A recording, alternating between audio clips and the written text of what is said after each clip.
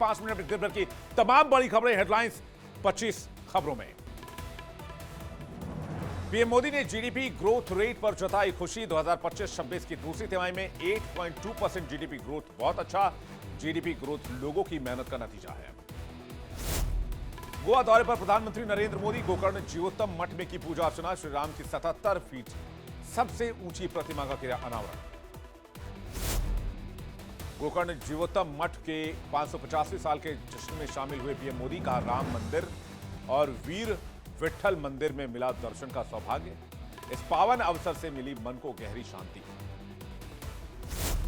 उडुपी में गीता पाठ में शामिल हुए पीएम मोदी। गर्भगृह के सामने बने सुवर्ण तीर्थ मंडप का किया उद्घाटन। का बीजेपी के सुशासन मॉडल की कर्मभूमि रही है उडुपी।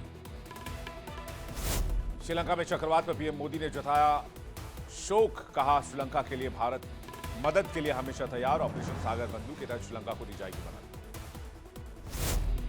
टीएमसी प्रतिनिधिमंडल ने की इलेक्शन कमीशन से मुलाकात। चुनाव आयोग से मिला 10 सदस्यों का डेलीगेशन। बंगाल में चल रहे एसआईआर पर ईसी से मुलाकात।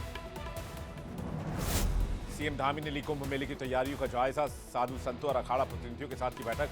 शाही स्नान की तिथियों को लेकर की घोषणा। टैगोर अंतर्राष्ट्रीय साहित्य और कला महोत्सव का उद्घाटन कार्यक्रम में शामिल हुए सीएम मोहन यादव। का सभी रंगों के साथ विश्व रंग का आयोजन।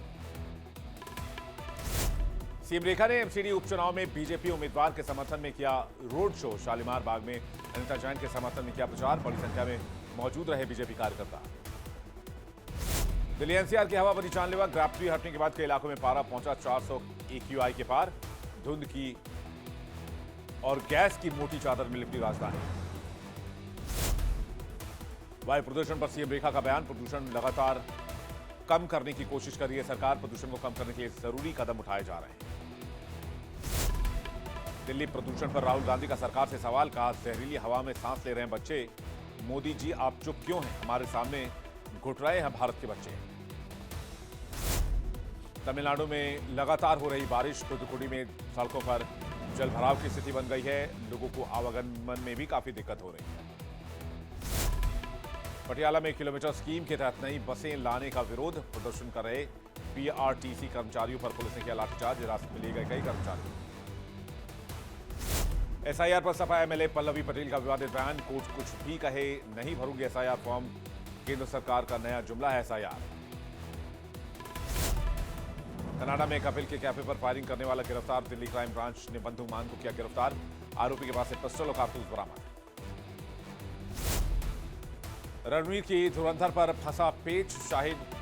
शहीद मोहित शर्मा का परिवार पहुंचा दिल्ली हाईकोर्ट। फिल्म की रिलीज पर रोक लगाने की उठाई मांग। डायरेक्टर ने सोशल मीडिया पर दिया जवाब। कहा, इस फिल्म का शहीद मोहित शर्मा की लाइफ से नहीं है कनेक्शन।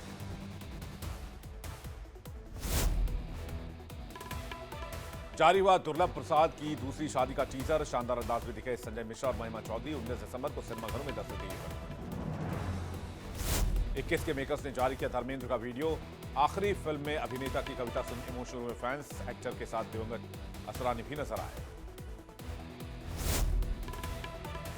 कियारा और सितार ने नन्ही परी का किया नामांकन। राजकुमारी की प्यारी तस्वीर साझा कर बताया नाम। दोनों सितारों ने सरायाह मल्होत्रा रखा है बेटी का नाम।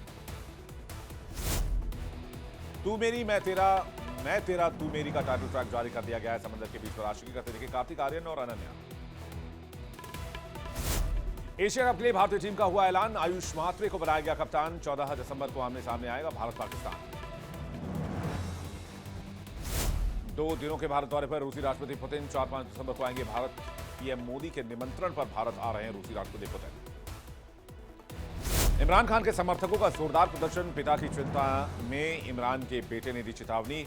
पिता को पहुंचा नुकसान तो पाकिस्तान सरकार की होगी जिम्मेदारी। लाहौर में इमरान खान की बहन नूरीन नियाजी ने कहा, जैसे हिटलर लोगों को तहखानों में बंद कर देता था, ठीक वैसे ही पाकिस्तान में हो रहा है।